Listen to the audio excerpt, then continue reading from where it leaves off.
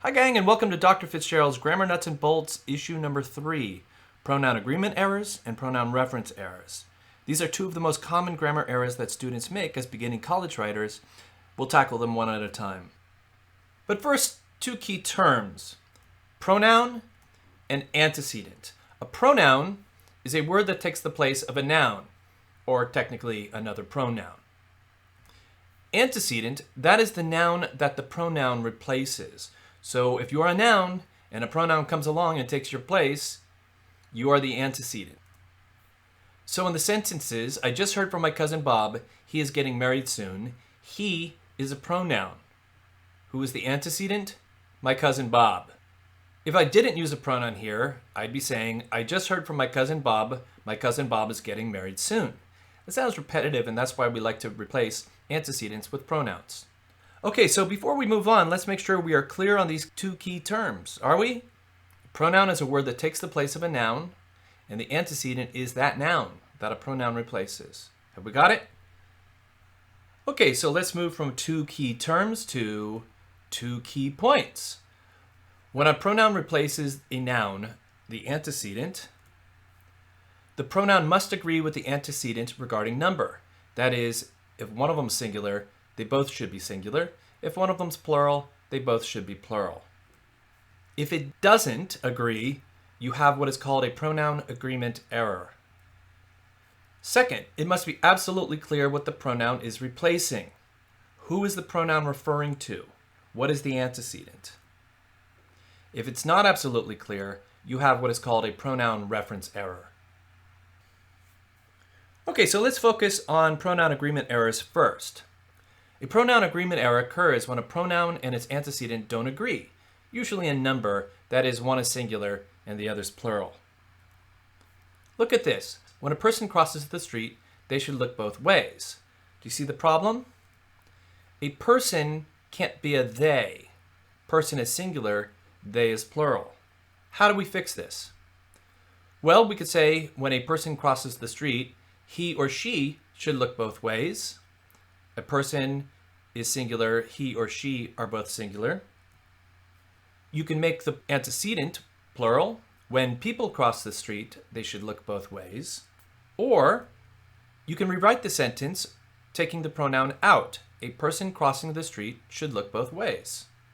Now, often in spoken language, even very educated people will replace a singular person with a plural pronoun they or them, so as not to specify the gender of that person. And recently that trend has moved into writing as well. Now, I don't want to stand in the way of progress, and trying to prevent language evolution is like trying to stop the tide from coming in. But I want you to know at least what the traditional standard is, so that if you choose they instead of he or she, it is a choice. Also, some people consider themselves non-binary or gender fluid, and some don't feel that gendered he or she pronouns are a good fit. And some have therefore adopted the pronoun they as a singular non-gendered pronoun. And I think that's a good reason to use they as a singular pronoun. Some have also tried to invent or adopt gender-neutral pronouns that take gender out, such as Z. But so far that has had limited reach. But who knows, stay tuned, languages are always evolving. Let's try one more. Whole Foods has just raised their prices again.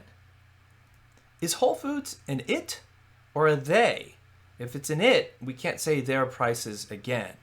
Well, would you say Whole Foods is expensive or Whole Foods are expensive? You would say is, right? Okay, so the verb part of your brain knows that Whole Foods is singular. So Whole Foods is an it. Corporations are what we call collective nouns, like a jury or a team. So they are its, they're not theys. You say the team is climbing on the bus, not the team are climbing on the bus, right? So a team is an it. It is climbing on the bus. As far as Whole Foods is concerned, we would say Whole Foods has just raised its prices again. Okay, so much for pronoun agreement errors. Let's talk about pronoun reference errors now. A pronoun reference error occurs when it is unclear what noun the pronoun is replacing. That is, what noun is the pronoun referring to? What is the antecedent that the pronoun is referring to? Let's try this one. They say it's going to rain tomorrow. Well, you might want to know, who are they? It's unclear who the pronoun they is referring to. Well, we could fix it by making clear who who they is referring to. How about meteorologists say it's going to rain tomorrow? Take a look at this one. My uncle argues with my grandfather whenever he visits. Do you see the problem? Who's he? Who is visiting? The sentence doesn't make clear whether it's the uncle or the grandfather. Well, we could fix that by making clear who is visiting. Whenever my grandfather visits, my uncle argues with him. Let's look at one more. My sister told my mother that she needs a vacation. What's the problem here? Who's she? Does your sister need the vacation, or does your mother? We could fix this usually by making it a direct quotation. My sister told my mother, you need a vacation. Or perhaps it's your sister who needs the vacation. My sister told my mother, I need a vacation. Okay, so that takes care of pronoun agreement errors and pronoun reference errors. Thanks for watching as always. Goodbye.